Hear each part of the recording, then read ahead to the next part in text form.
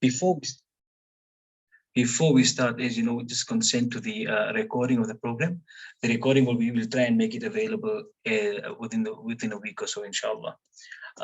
As you all are aware, and for those of you who are joining us for the first time, the Webima series is a webinar series hosted by the various branches of the Islamic Medical Association of South Africa, and it's been very kindly sponsored by Novartis, where we have interesting topics on Wednesday evenings, where we discuss sort of new medication and topics that are at the cutting edge of medicine at the moment. The CPD, the program itself is accredited for 2 CPD clinical points. Just remember to fill in the register when you're done, because the Kashifa will give you the register so that we can email your points to you. Some housekeeping.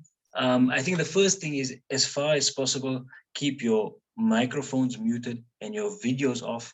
It just doesn't eat up the bandwidth, and it makes the experience for the other attendees a lot more pleasant.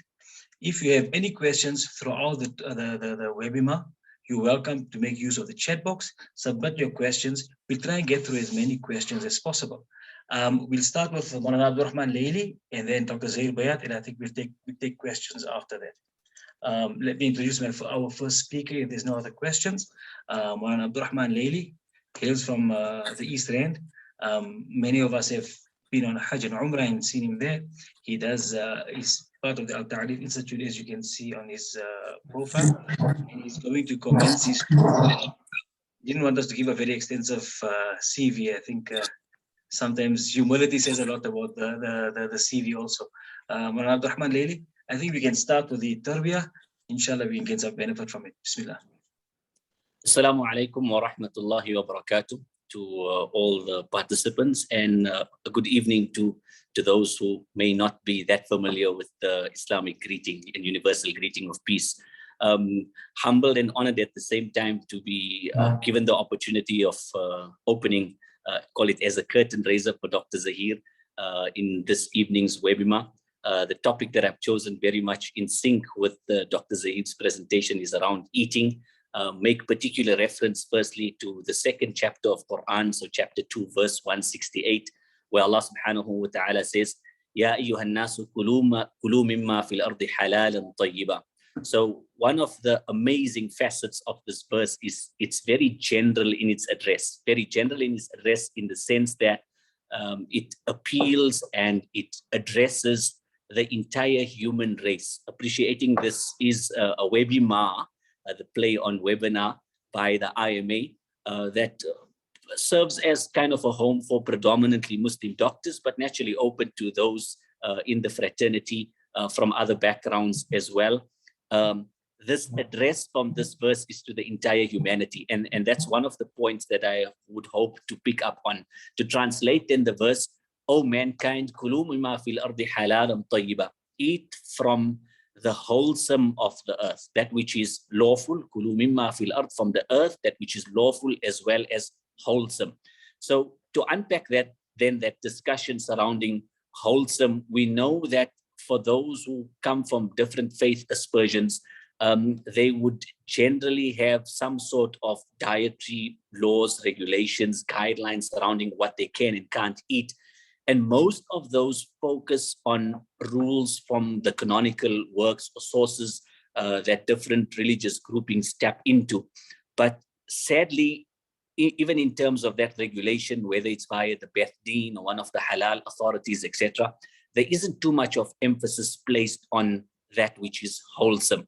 And it's something that's boggled me for a while, up to the extent of escalating this to some of the halal authorities and saying, look, it's fine that you give us some comfort as consumers in letting us know which places we can source either pre-prepared or unprepared foods or prepared foods from that are halal and suitable for our consumption.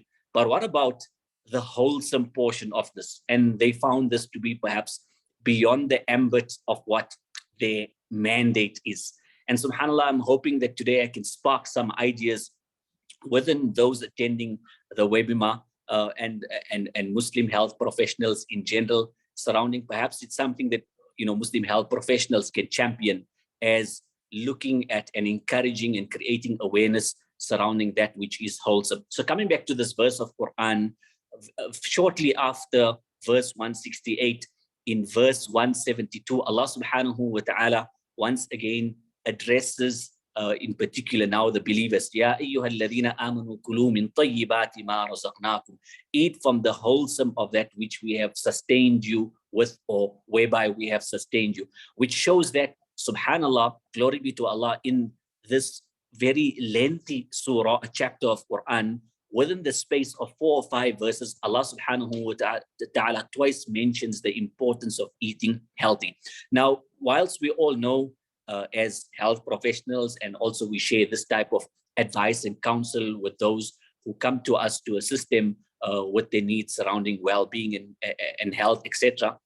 What we don't appreciate, or what maybe we haven't given sufficient cognizance to, is giving due credence and attention to some of the other areas of our volunteerism and philanthropy that we as health professionals tap into.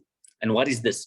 That we know in the recent past in South Africa or throughout the globe, that all of us, from those who are a little bit more privileged, have been part of those initiatives of where we have either directly or indirectly contributed towards some sort of food aid. So the question I'm posing this evening is, how much of attention do we give to the nutritional value of the food that is being distributed via food aid, either whether this is on an individual basis or a communal basis, sometimes, even some sort of national or international campaigns that are run to provide food to those that don't have adequate nutrition, or any food for that matter. And I raise this based on my little knowledge that when we speak about diabetes, we appreciate that sometimes some of the categories that are affected by diabetes are those who don't have access or who don't have the choice in terms of the foods that they can consume, and essentially whatever is provided to them, that is what they consume. So hopefully, inshallah, that sparks some ideas for us as the Islamic Medical Association and the broader medical fraternity surrounding creating awareness around those types of food that are nutritional, that are wholesome, and pushing that as something that we create awareness around.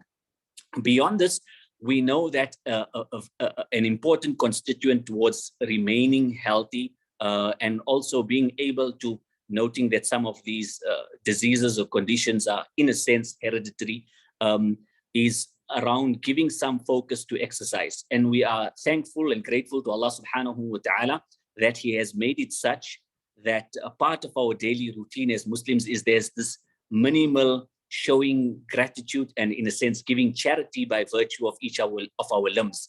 We also note that from the mannerisms, the demeanor of Muhammad sallallahu alaihi wasallam, peace be upon him, who we take as our exemplar, that even in terms of his basic habits with regards to walking, etc., which are corroborated by other verses of Quran where Allah subhanahu wa ta'ala says, وَلَا تَمْشِ فِي الْأَرْضِ مَرَحًا.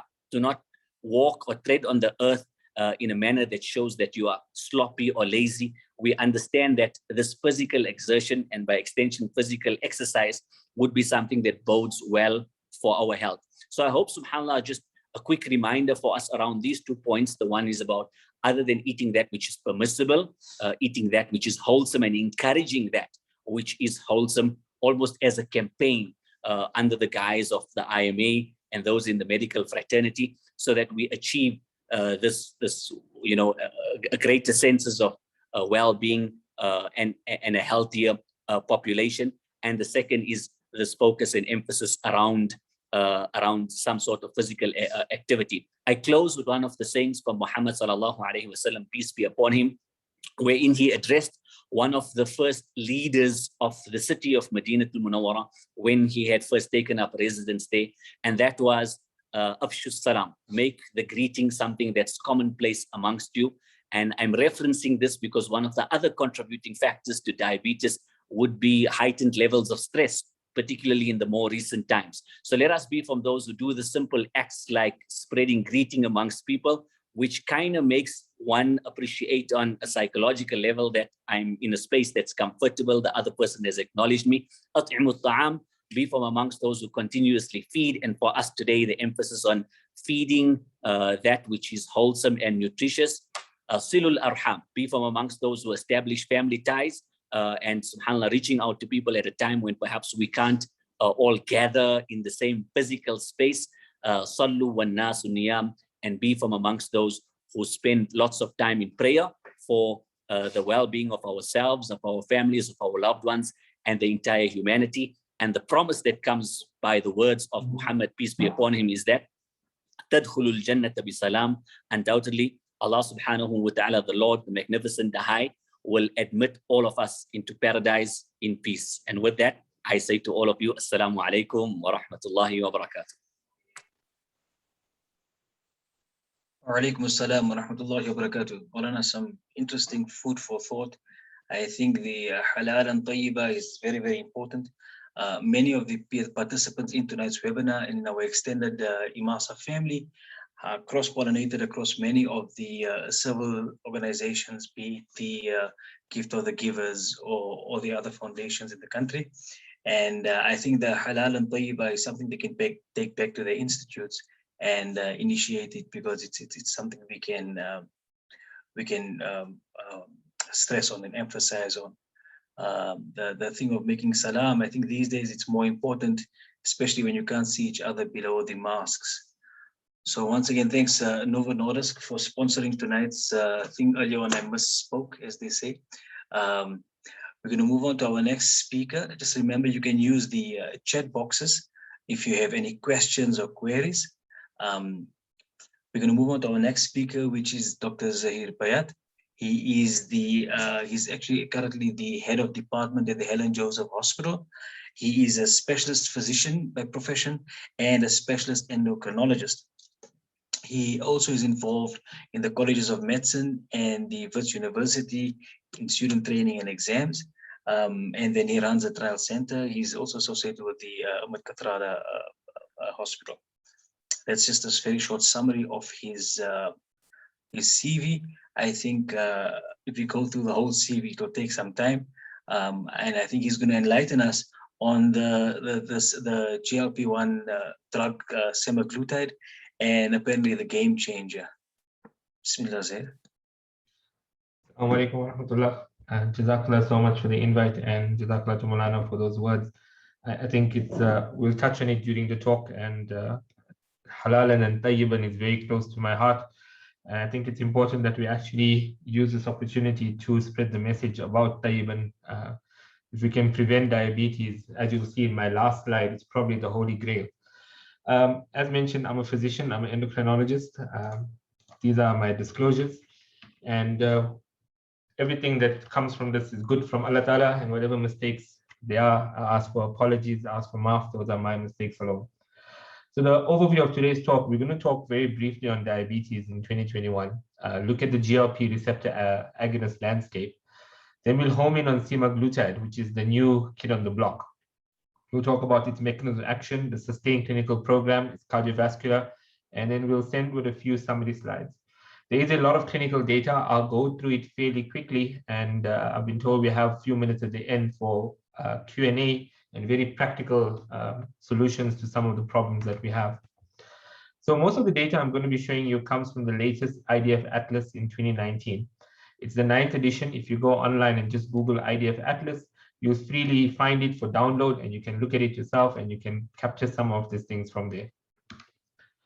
Diabetes has reached pandemic proportions worldwide. The numbers are increasing on every continent. Currently, there's about just over 463 million people living with diabetes, and that is set to increase by a whopping 51% by the year 2045 to about 700 million.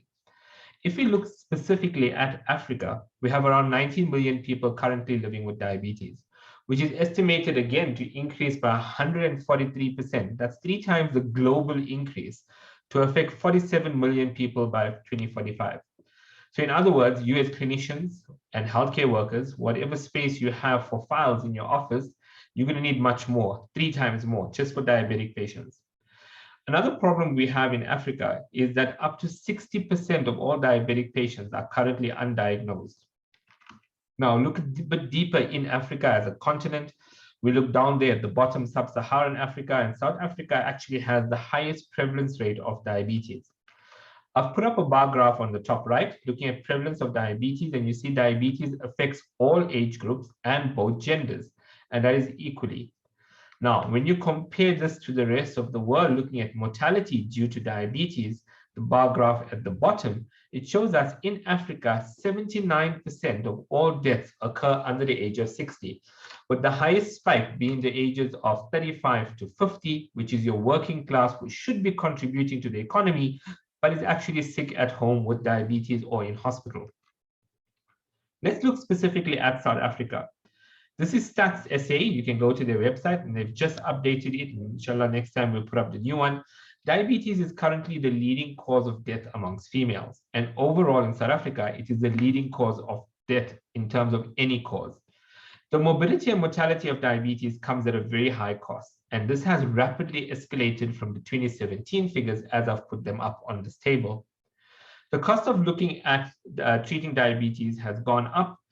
Per person living with diabetes, there's a huge variance. So if you go into Ethiopia, you're looking at $35 to diagnose, treat, do blood tests, and give medication per annum. That's for 1 year.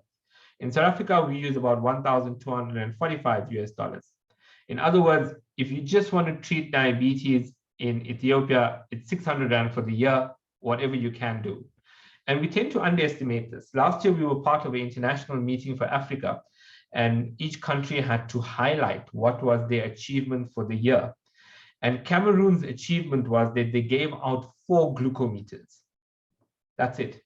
They gave 4 glucometers to patients in the whole of Cameroon, and that was an achievement for them. So really, we actually are quite luxurious in South Africa in terms of what we have and what we can afford for our patients. Now let's compare diabetes to other illnesses. In 2015, for every 1 person that died from malaria, 3 died from diabetes, 3 died from HIV, 3 died from TB, and 9 dies from diabetes. That is 1 death every 6 seconds from a diabetic-related complication. Now, traditionally, we used to have this debate between internal medicine, endocrine, and infectious diseases, and the whole argument was who has a better quality of life, patient with HIV or a patient with diabetes. And to date, I've never won that debate. The patient with HIV, take your medication, be consistent, and there's a really good chance this patient will live a normal life. Diabetic patients have to watch every day what they eat, what they do, how they move, whether they take their medication, etc. It really is quite difficult. So what drives this diabetes pandemic? Well, the one thing is obesity. This graph very nicely depicts the relationship between weight and the relative risk of developing diabetes.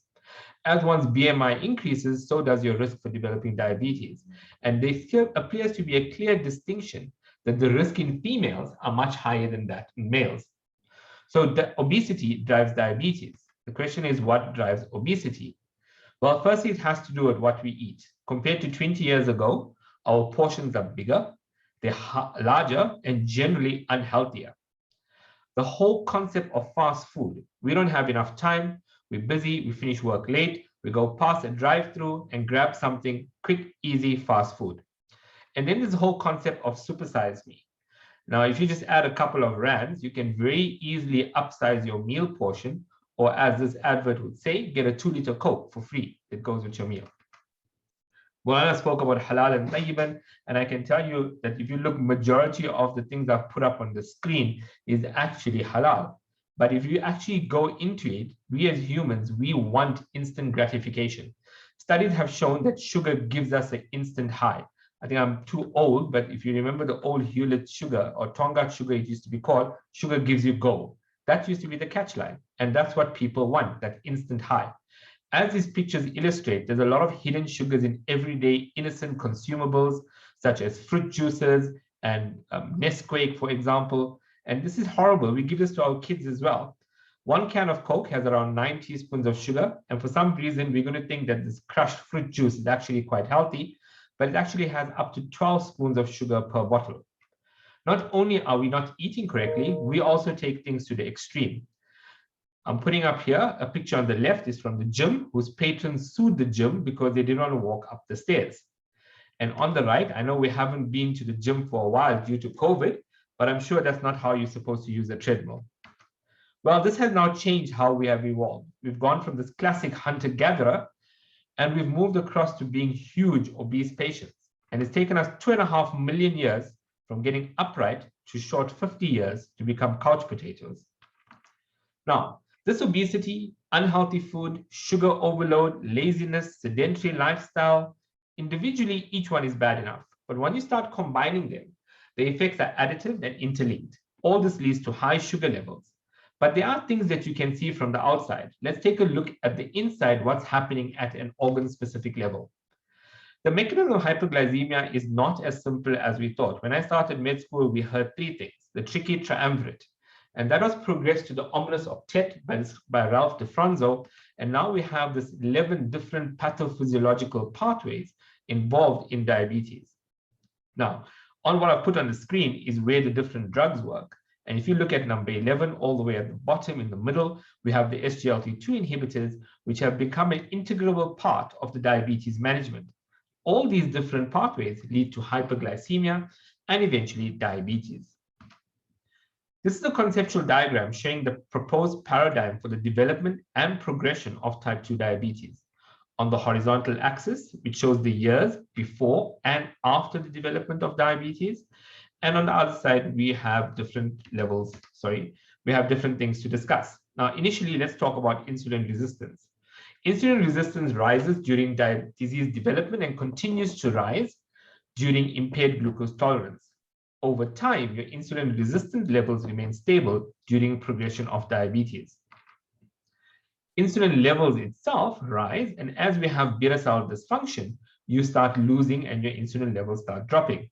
By the time patients are diagnosed with diabetes, you've already lost 50% of your beta cell mass.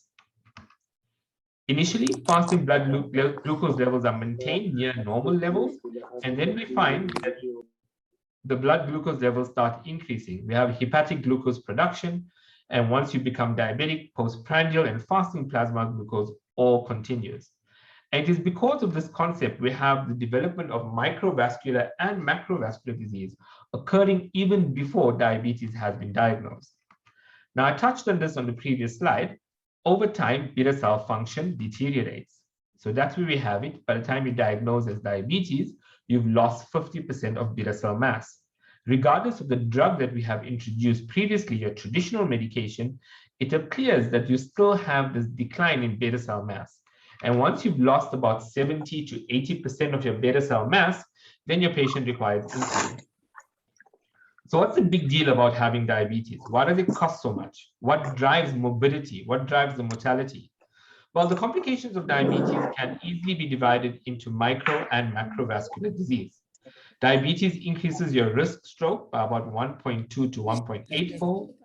The highest rate of mortality, as you see in red, comes from cardiovascular events, which account for death of 75% of all patients living with diabetes.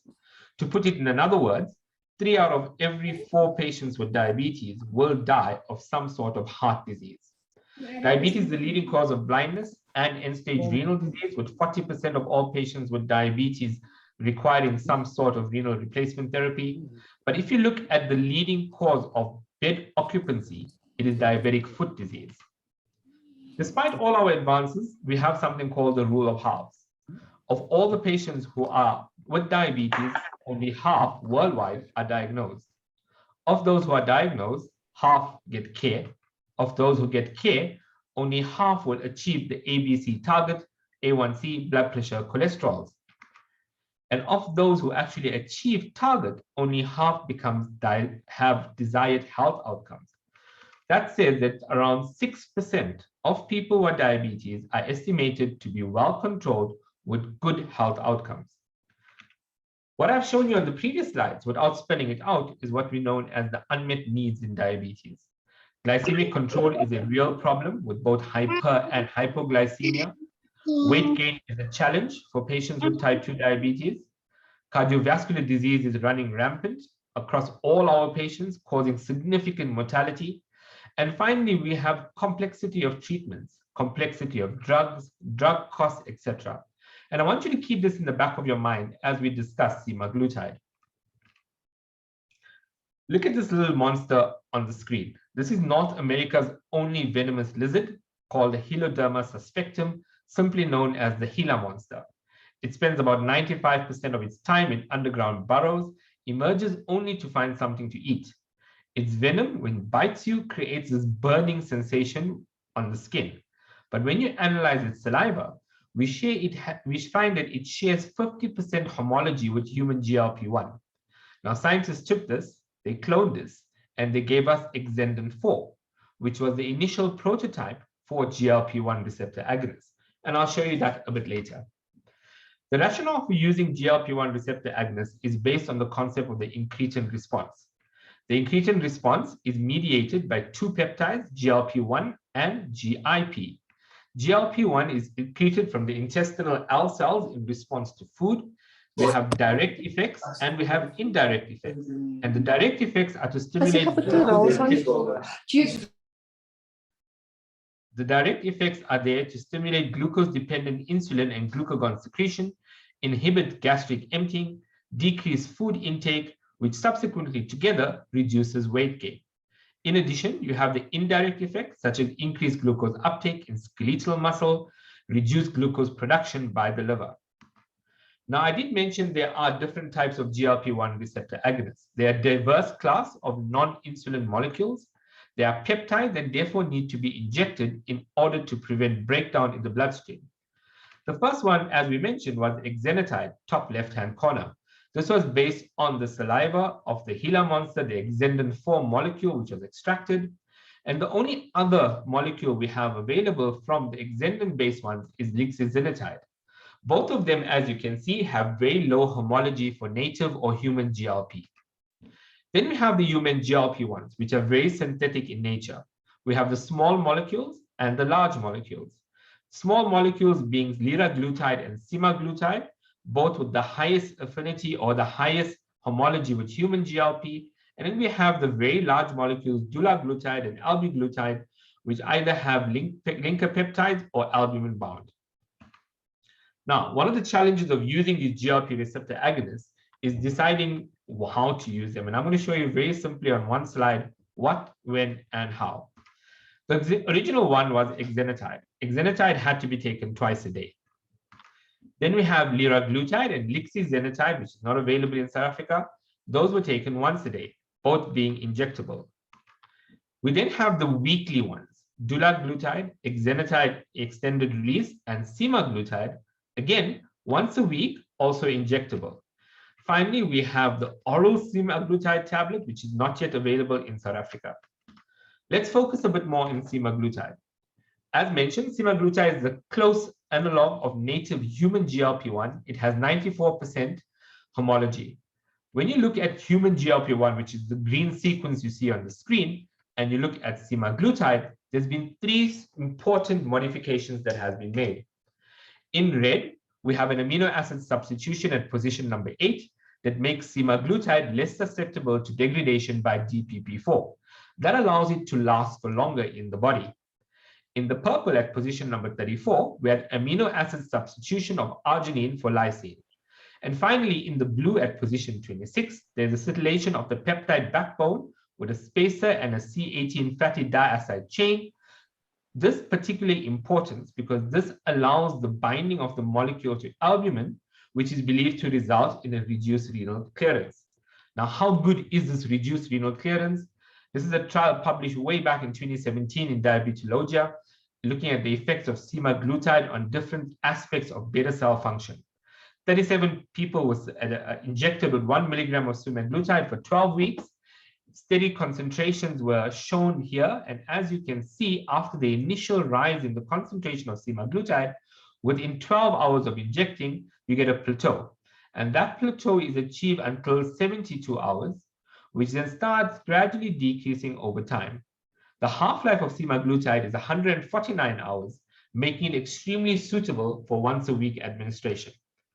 To very quickly summarize the key points on semaglutide, including the non-clinical and clinical data, which I will show you just now. Semaglutide increases insulin secretion and beta cell responsiveness.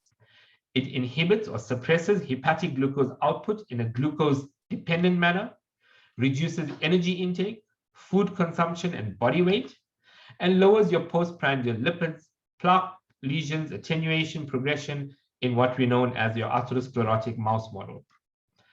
At this point, I just want to take over and show you the data, the scientific data. It is a lot. I will try and go to it and make it very simple.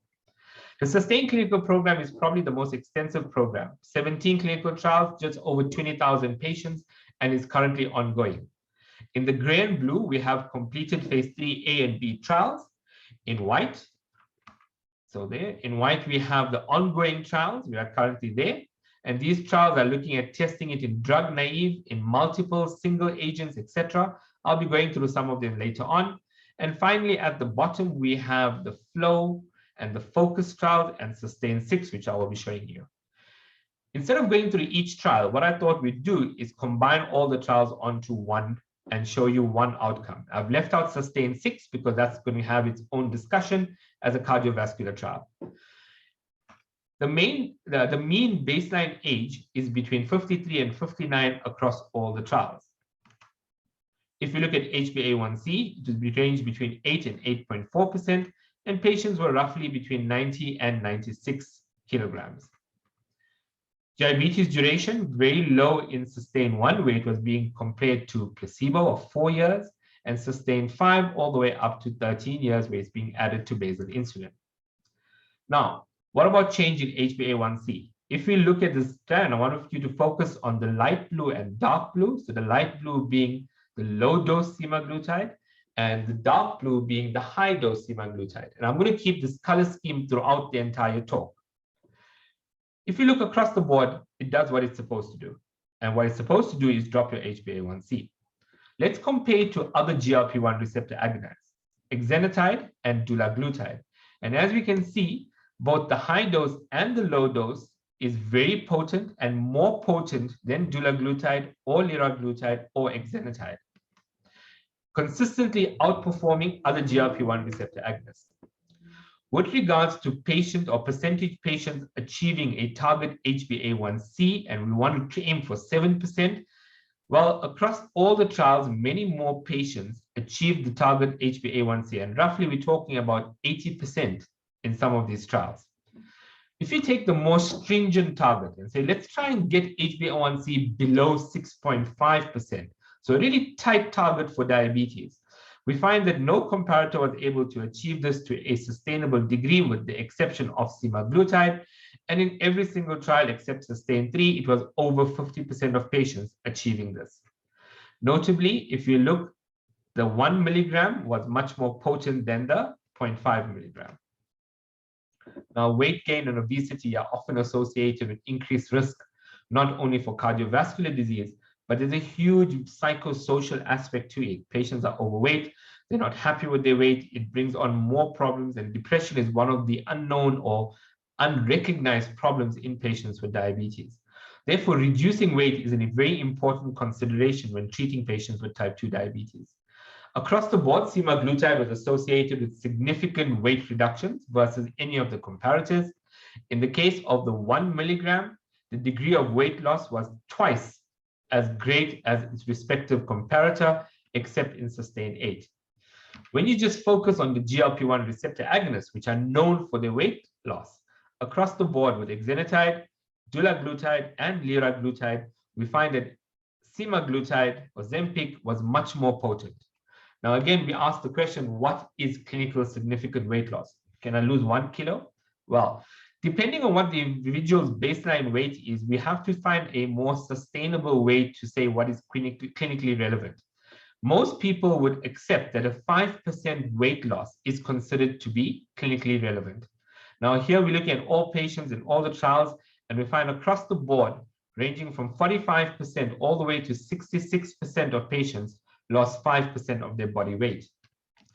If we look at the more stringent target of losing 10% of your body weight, we find again, semaglutide was able to achieve this better than any other drug or comparator, including other GLP-1 receptor agonists. Well, we all talk about side effects and well, how bad is this drug? Will my patient suffer in terms of side effects? With regards to these, the rate of premature discontinuation of the drug was very low.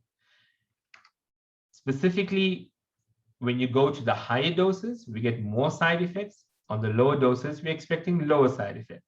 So what are the common side effects? Well, the commonest were GIT related. And we look at it, these are nausea. And here I'm going to show you comparing to other GLP-1 receptor agonists.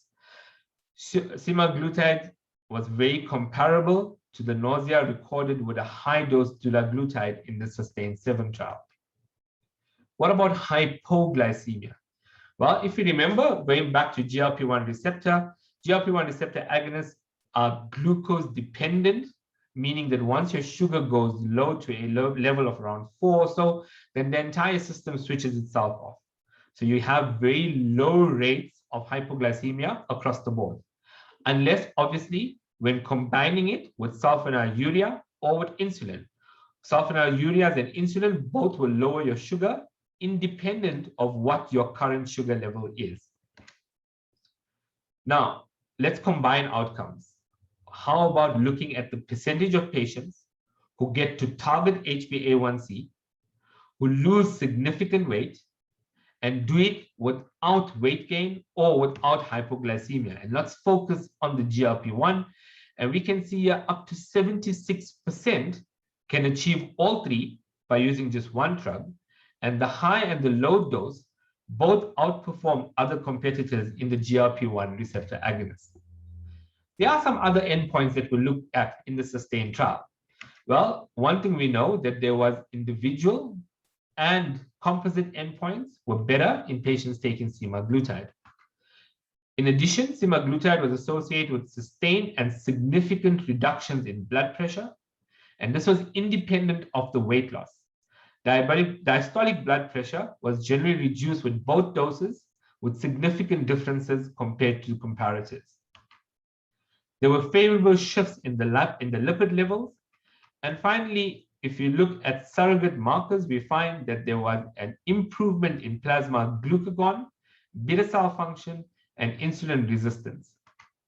To summarize the SUSTAIN program, there's significant reduction in HbA1c across the entire program. This was achieved with very low levels of hypoglycemia, and obviously more than 50% of patients using semaglutide achieved 5% weight loss, with up to 26% of them achieving 10%. Well, we spoke about the drug doing what it's supposed to do. Let's focus on the SUSTAIN-6 trial. Cardiovascular disease is a global burden, with 50% of all deaths and 30% of all premature deaths in first world countries being cardiovascular related. Globally, 1 in 3 deaths are related to atherosclerotic disease, and up to 80% of patients, as mentioned earlier, with diabetes will develop cardiovascular complications. People with diabetes have up to 5-fold increased risk of developing heart failure. And due to this meta-analysis published in 2014, the drug authorities requested that all new diabetic drugs have to prove that they are cardiovascular safe. So I'm not going to take you through all the trials, but I just want to show you the cardiovascular outcome trials that are there for GLP-1 receptor agonists. Go back and remind ourselves the different molecular structure. We spoke about exendin and human-based. So if we look at the exendin-based GLP-1 receptor agonists, these are the 3 trials. We have Freedom, Excel, and Elixir. And all of them did what they're supposed to do, which is lower sugar. None of them improved or reduced cardiovascular outcomes, but by the same token, they didn't cause any cardiovascular harm. If you look at human GLP-1 receptor agonists, they all showed superiority for reducing cardiovascular outcomes. Leader trial was the first one to do it, followed by Harmony and Rewind, and SUSTAIN-6. Now let's focus on SUSTAIN-6. SUSTAIN-6 was a cardiovascular outcome trial that ran over 2 years. Poorly controlled patients with type 2 diabetes, that is HbA1c over 7%, above the age of 50 with established cardiovascular disease, or above the age of 60 with at least one risk factor were enrolled into the trial. These patients were randomized in a 1-to-1-to-1-to-1 method. So one group of patients got semaglutide high dose, one group got semaglutide low dose, and then we had placebo high and low dose. The primary outcome was time to occurrence of death from cardiovascular causes, non-fatal MI, non-fatal stroke. and a whole host of secondary endpoints were analyzed, as I've put up on the screen, including unstable angina, revascularization, hospitalization of heart failure. As we mentioned, the primary outcome was 3-point MACE. Over 109 weeks, the percentage of patients experiencing the composite outcome, and what was the 3-point MACE? First occurrence to cardiovascular death, non-fatal MI or non-fatal stroke, was significantly in favor of semaglutide. This means semaglutide was better than placebo in decreasing your patient's cardiovascular disease, or these endpoints showing superiority. The incidence of each individual component was also assessed. We have cardiovascular death and we have non-fatal MI. Although the numbers seem to be better in the semaglutide group, they weren't statistically significant. When you look at stroke, which is a purely atherosclerotic event, they were highly statistic in favor of semaglutide. And when you have the expanded outcome, non-fatal stroke, revascularization, unstable angina, etc., we also have data looking at that. Now, did it do this year as part of HbA1c? Well, in SUSTAIN 6, the long-term glycemic control over a 2-year period showed a 1.5% reduction in HbA1c. Now, remember, these patients are not starting with HbA1cs of 15 and 16%. These are patients who are starting with HbA1cs roughly at 8.6%. So to get from 8.6%, on average, patients in the semaglutide high dose group got to 7% with good HbA1c reduction with very little other side effects. Now, what's the big deal? You're saying 1% HbA1c. Well, I remind you of this, which is almost 20 years old. UK-PDS showed us that for every 1% reduction in HbA1c, you decrease death from diabetes, fatal MIs, microvascular complications, and peripheral vascular complications, all in a highly significant statistical manner. Weight gain and obesity were also looked at in this year, and you must remember weight gain and obesity are also independent cardiovascular risks and add to cardiovascular complications. Thereby, in a patient with established cardiovascular disease, we are looking to cause weight loss. In SUSTAIN 6, both the high dose and the low dose showed significant loss of weight as compared to the placebo. There were additional body weight endpoints that we look at. Semaglutide added to standard care significantly reduced body weight, BMI, waist circumference over 2 years. More subjects enrolled lost 5 and 10% compared to placebo. There was a dose response, meaning that the higher the dose of semaglutide you are, the more likely you are to lose weight. A lot of patients gain weight, and we see this often in diabetic medication treatments for a myriad of reasons where their weight will go up. Finally, observed weight loss was independent of GIT. And a lot of people tell you this, that you know what, patients are only losing weight because they're nauseous. Well, it's independent of the nausea that patients will lose weight, and that's a topic for a whole nother day. Blood pressure, again, is an independent risk factor, and if we look at it, a 3 millimeter mercury drop in your blood pressure is considered to be significant. Again, semaglutide low dose and high dose, both was associated with significant drops in your blood pressure. High dose semaglutide, almost 5.5 millimeters of mercury, and semaglutide low dose, 3 millimeters of mercury. What about kidney disease? And we spoke about kidney disease briefly, saying up to 40% of patients with diabetes will require some sort of assessment. Well, we have good news for that. Semaglutide not only protected the heart, we also had a statistically relevant decrease in new or worsening nephropathy, kidney disease, over the course of 109 weeks. Specifically, we're looking at macroalbuminuria. Now, there is another trial coming, and if we look at it in terms of renal outcomes, I want you to keep an eye out. I put it in red there, the FLOW study. That's a dedicated phase 3 research study to look at semaglutide in patients with chronic kidney disease with diabetes. It's already started. It's just over a year old. They're recruiting 3,500 patients. It's due to be completed in 3 years. And while this is secondary analysis, what I'm showing you, the FLOW study is a primary outcome study. Diabetic retinopathy affects a lot of patients. The longer a person has diabetes, the chance of them developing diabetic retinopathy is quite high. Now, one of the problems with semaglutide in the SUSTAIN 6 trial is that patients actually developed diabetic retinopathy. Now, this was not seen in any of the other 9 SUSTAIN trials. This came out of the blue. It came as a surprise to the people who were involved in it. And since then, we have again in red something called the focus study. Well, the focus study was there. It's a mechanism trial aiming to look at how exactly did in this one trial only cause an increase in diabetic retinopathy. 1,500 patients were started into enrollment, and they started last year, May, and hopefully within 5 years, we'll have an answer for the diabetic retinopathy. So to summarize SUSTAIN 6, well, SUSTAIN 6 showed a 26% reduction in the primary outcome of cardiovascular death, non-fatal MI, or non-fatal stroke. The numbers needed to treat is 45. Now to remember, this is on top of what we considered standard care. This is on top of the ACE inhibitor. This is on top of the statin therapy. This is on top of the antiplatelet therapy. Semaglutide was associated with significant reductions in body weight and HbA1c. There was a decrease by 36% of worsening nephropathy, but as I mentioned, there was increased retinopathy.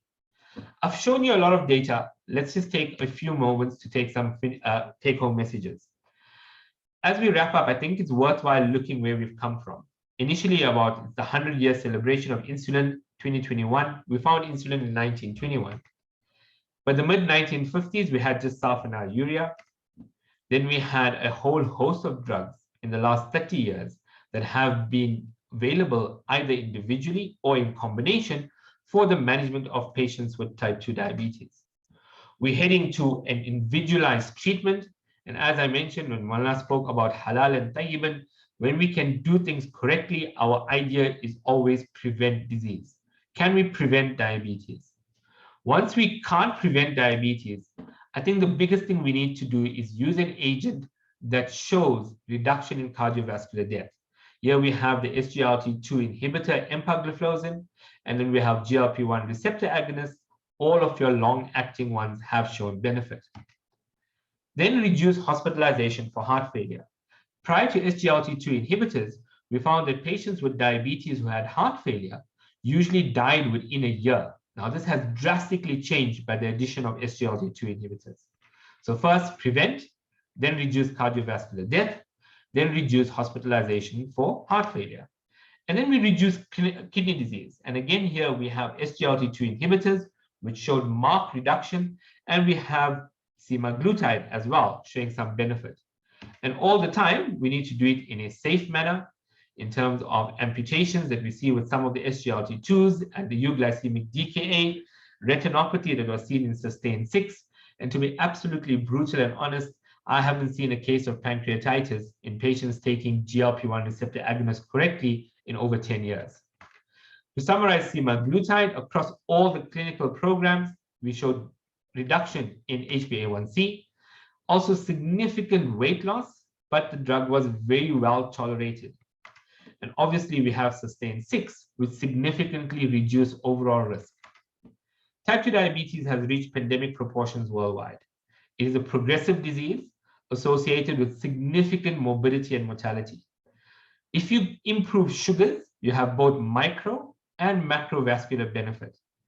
GLP-1 receptor agonist has definitely shown good glycemic benefit. Semaglutide specifically has shown good cardiovascular benefit. And there's a whole other data I haven't shown you in terms of taking the drug once a week versus once a day, which improves compliance, etc. We definitely have to consider changing our thinking patterns. Initially, we can try and prevent disease, and that's always the best option. But once a patient has diabetes, we now have to look at decreasing their risk of heart disease, kidney disease, and hospitalization for heart failure. Thank you for listening, and I'm happy to take questions. Barakallah Fiq, Dr. Bayat. That is a very enlightening talk. I think it's raised quite a lot of issues and comments. If there's any questions and comments, you can submit it into the chat box. We will pick it up. Or if you want to unmute your mic, you can also ask Dr. Bayat. There's no questions pending at the moment. So I think there's a couple in the chat box. I can take them while people are ready. Okay, So all right. Yeah, take it as it comes.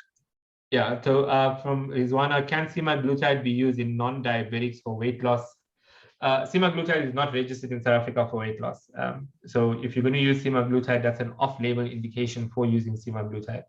If you go to the EU and you go to the FDA, and so you look at the American and the European registration, there is registration for weight loss. In South Africa, it is not currently registered for weight loss. The only GLP-1 receptor agonist which is currently registered for weight loss is liraglutide. So if you're going to use it, it's going to be an off-label indication, and that's not recommended, generally speaking. Liraglutide has registration. It's trading not under Victoza, it's trading under the name Saxenda, and that's for weight loss in South Africa. I think Bibi Aisha asked the same question. I'm happy to take questions if people just want to unmute the mic. And well, while we have sorry, Dr. Bayat, in terms of you didn't comment anything on the non-alcoholic, the NASH, any improvements in so there's a lot of trials with semaglutide. We involved in some of them at the trial center. So there is a big trial currently going on looking at specifically GLP-1 receptor agonists in terms of non-alcoholic fatty liver disease or non-alcoholic steatohepatitis. I can't tell you the data, but in theory, it is promising, very promising data coming out for that. There's also data looking at its use in reducing cardiovascular disease in a non-diabetic patient, so the SELECT trials. Then we have a trial looking at polycystic ovary syndrome. Can this be used in patients with polycystic ovary syndrome? There's a trial looking at Alzheimer's disease. So there's a whole lot of them that are there. And inshallah, in time to come, we'll get answers for all of them. I know endocrinologists are using them in some scenarios, but if you look at what the package insert says, we shouldn't be using it at the moment. However, the data is coming out in phase 2 and phase 3 trials that does support its use elsewhere.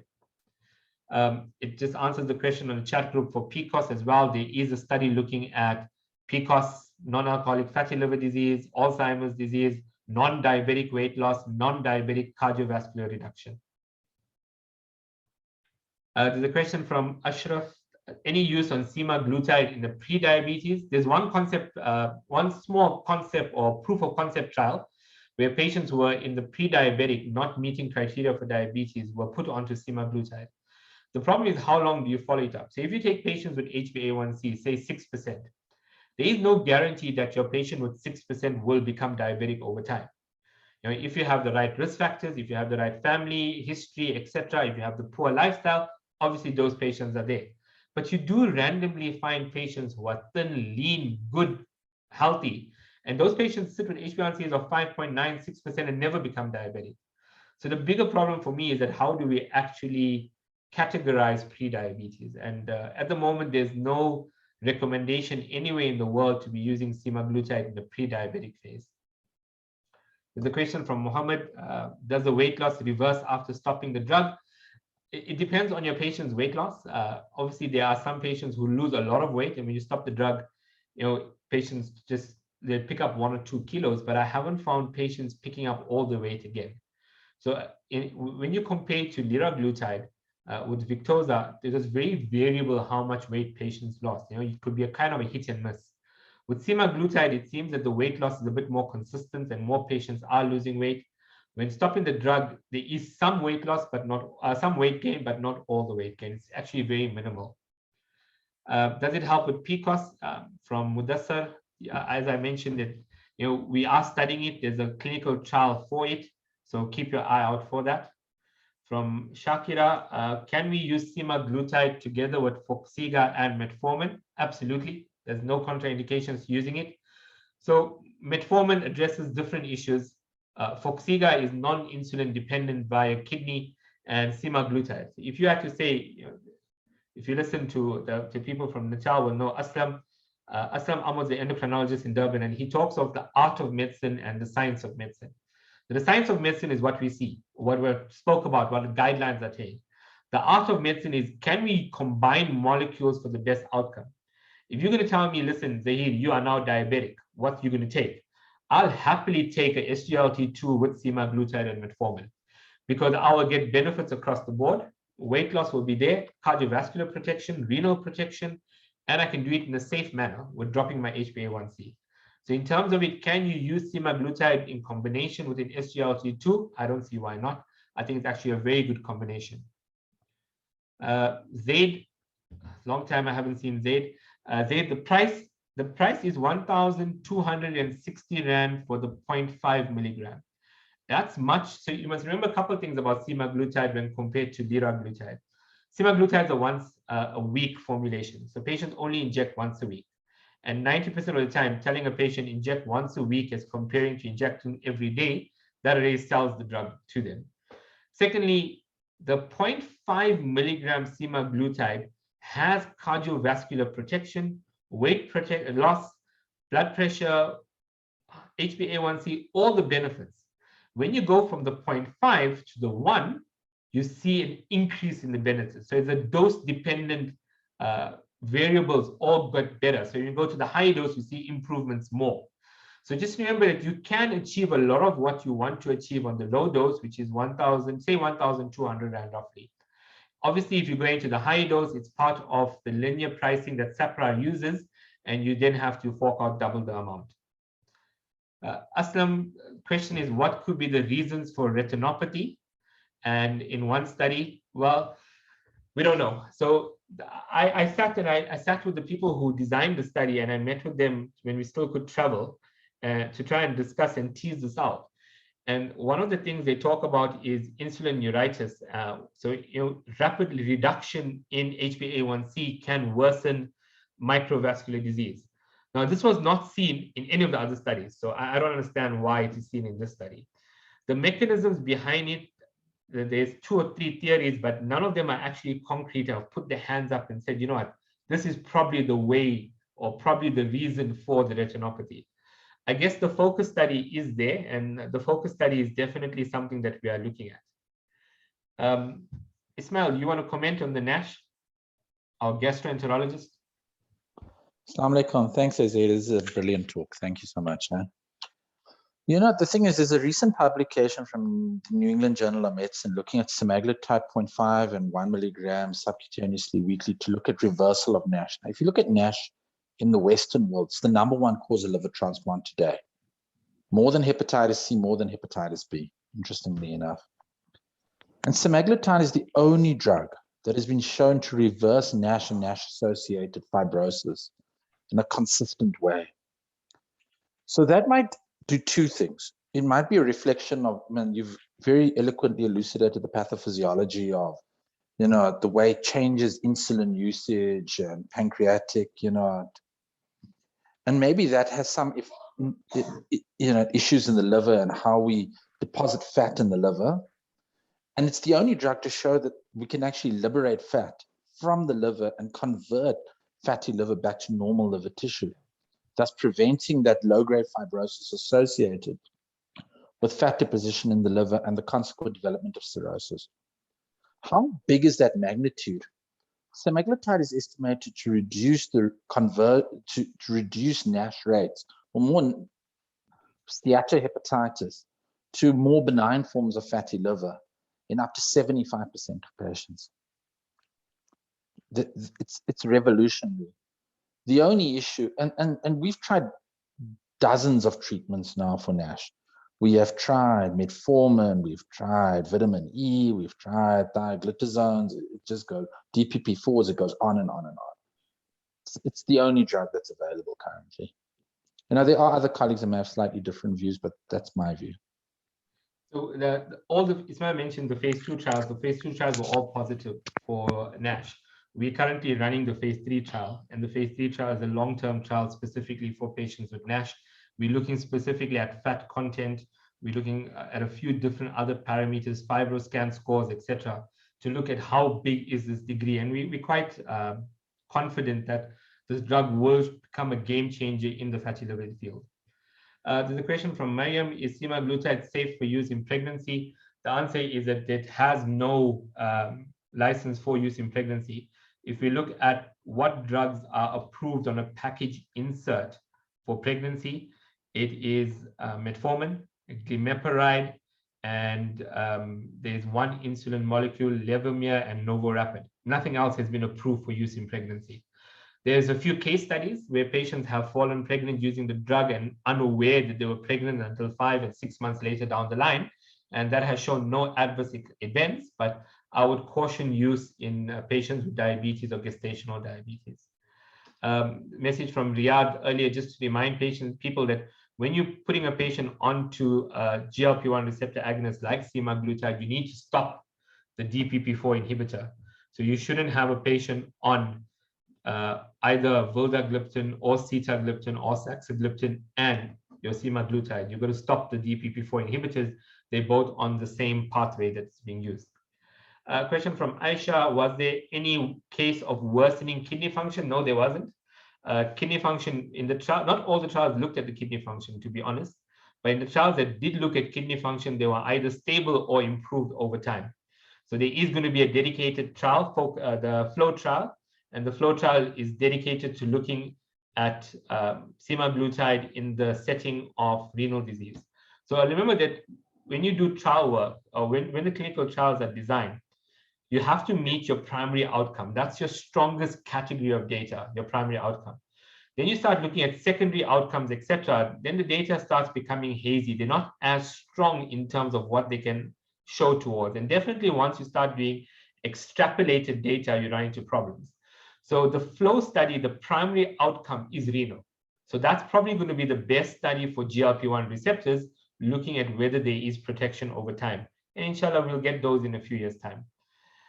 From Aslam, are there positive outcomes of semaglutide enhanced when combined with other anti-diabetic agents? We don't know. In theory, you would. So if you, in theory, as I mentioned, if you're going to combine semaglutide to an SGLT2 inhibitor, you would expect to have the benefit. If you're going to combine with metformin, you're going to expect it to have additional benefit. But as far as I'm aware, there are no long-term cardiovascular outcome trials for combination therapy.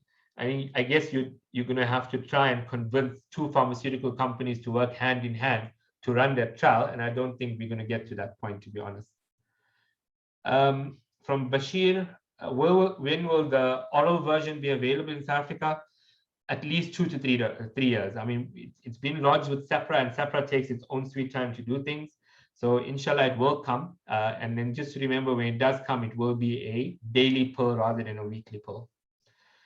Fatima wants to know, how do we initiate? So the initiation is a very practical thing.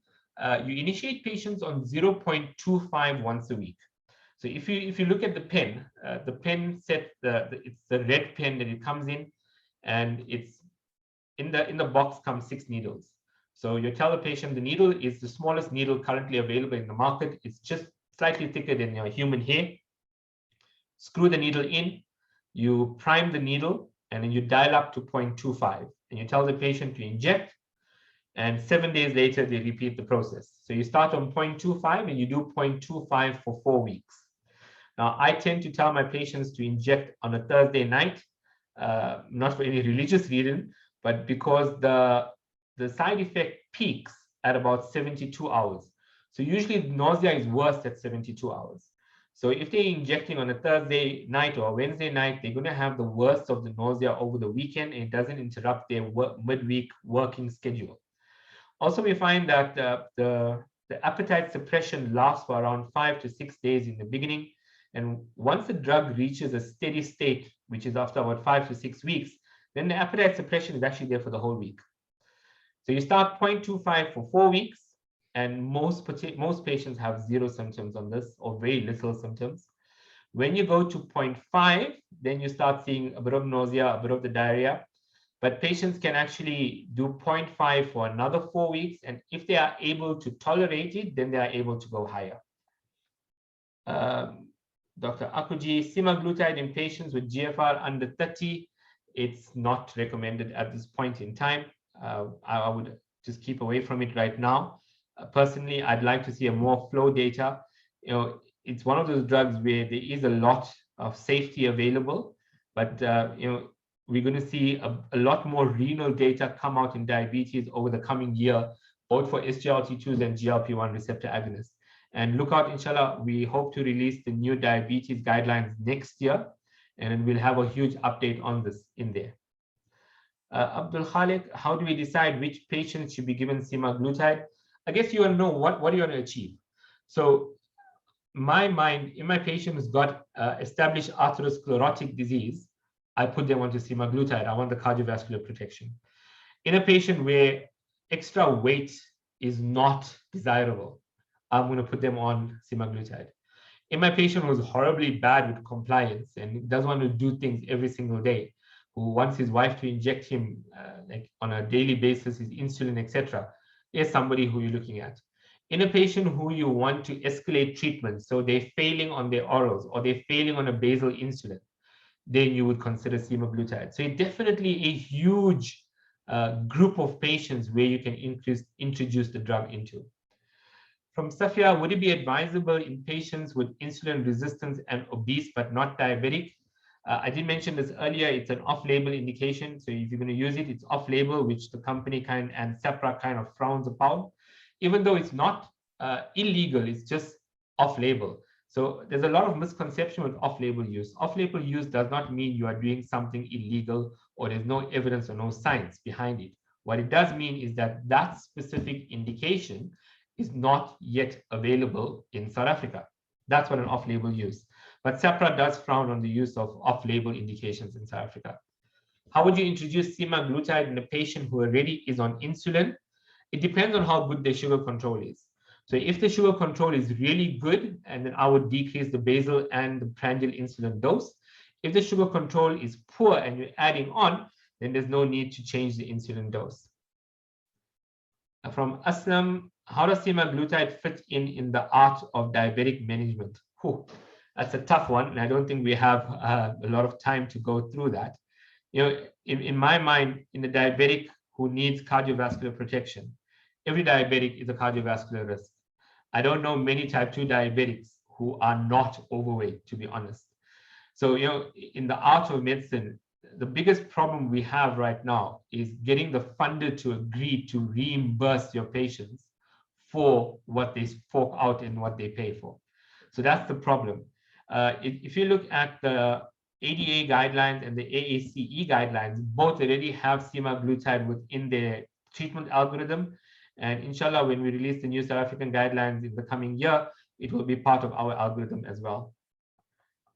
Ashraf, there's a question on any benefits in terms of neuropathy. If you improve glycemic control, there are evidence to show that you will improve neuropathy. One of the big problems that we did have is that neuropathy, we always considered neuropathy to be non-reversible. So once you've damaged a nerve, you've damaged a nerve. And Professor Riaz Malik from Manchester, who's now in Qatar, in Doha, his entire PhD was to disprove that theory, which he successfully did. And he basically showed that if you improve diabetic control in the long term, your patient will regenerate their nerves. So their neuropathy will improve. So if you can improve neuropathy, if you can improve glycemic control, you will definitely improve neuropathy. However, in diabetic patients, there's a lot of other causes for the neuropathy you've got to fix as well. So one of them you're looking at is vitamin B12 deficiency, which happens commonly. You've got to make sure the B12 is normal, make sure the vitamin D is normal. Thyroid disease, often it's a concomitant problem. Patients with hypothyroidism suffer with neuropathy as well. And your statin therapy is all associated with neuropathy or a bit of myalgia, etc. So sometimes the neuropathy is not only from the diabetes, but the age-old advice still works. If you're going to improve your patient's glycemic control, you will improve their neuropathy in the long term. But also look for the secondary causes of neuropathy and make sure you address them. Mudassar, is there a trial conducted in COVID patients? Ooh. To the best of my knowledge, no. There's no trial of any of the GLP-1 receptor agonists specifically looking at COVID versus non-COVID patients. In patients who have had COVID previously, I am using the drug, and I treat them the same way I have treated patients who are non-COVID. We're looking at the same outcomes. COVID does something horrible to your patients with diabetes. If you look at the Colorado study, which is the biggest study for diabetes and COVID, you'll find that up to 30% of patients who were not diabetic will become diabetic, or who are undiagnosed, their diabetes will manifest during their COVID period. Of the patients who have diabetes, up to 40% will require insulin for the first time after being diagnosed with COVID, right? And this is, it's got to do a part of the COVID itself, but also has to do part of the fact that to treat COVID pneumonias, we're using massive doses of steroids. So that's the combination part there. Of patients who are diabetic, we find that above 50% of them will lose control. And it's quite scary. You know, I'll speak from personal. My dad ended up with COVID about 2-3 months ago, and he's on a GLP-1 and a basal insulin. His basal insulin requirements doubled within 10 days. So he went from 40 units of a basal insulin up to 80 units. And it's now 2 months down the line, and I cannot wean his insulin requirements because the moment I drop it, his levels go up. He was not treated with steroids. He did not gain any weight, nothing. It's just that the mere fact that he ended up having COVID completely played havoc with his sugars. And you know, I would urge all people to, if you've got patients with type 2 diabetes who ended up becoming COVID positive, please check the HbA1cs because we're seeing horrible control post-COVID. Zaheer, I think that's the last of the questions that have been on the chat group. Jazakallah khair, Zaheer. That was a very, very comprehensive and fascinating discussion. I think it was quite lively and interactive also.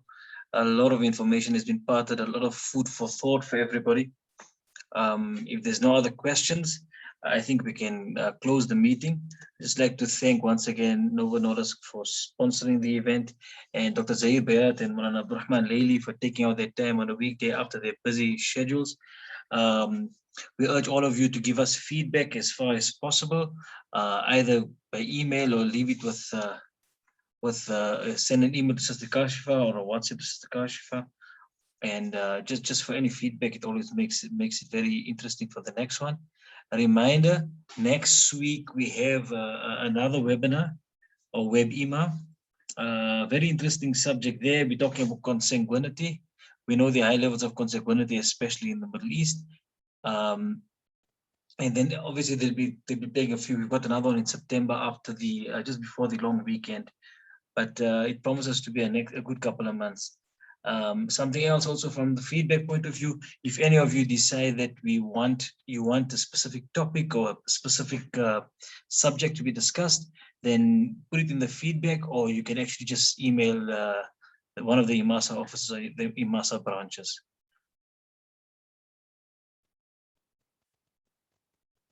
If there's no other questions, we conclude with والعصر أعوذ بالله من الشيطان الرجيم بسم الله الرحمن الرحيم والعصر إن الإنسان لفي خسر إلا الذين آمنوا وعملوا الصالحات وتواصوا بالحق وتواصوا بالصبر. I see just before we conclude, Dr. Faisal Suleiman is he's the National Treasurer of Islamic Medical Association, and I see he's going all advertising without paying the fees. We'll give him a free show this time. So IMASA's we're looking for radio presenters for quite a few shows. We've got a few programs lined up, as you know, and we need as much of the talent as possible, especially the young talent. Ashraf, as far as the register is concerned, we've just confirmed with the organizers that when you registered for the Zoom meeting, we're going to use that as a register, and they'll use that to give you your CPD points via email.